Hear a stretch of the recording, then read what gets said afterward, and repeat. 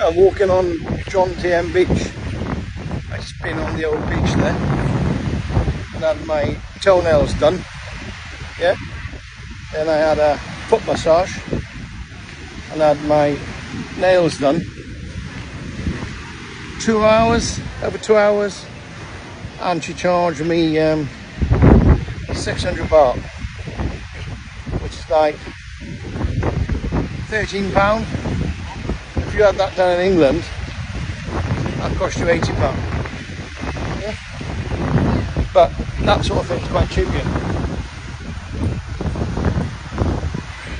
Most thing about Thailand, if you weren't to drink, you could live here for pennies. I like to have a drink every day.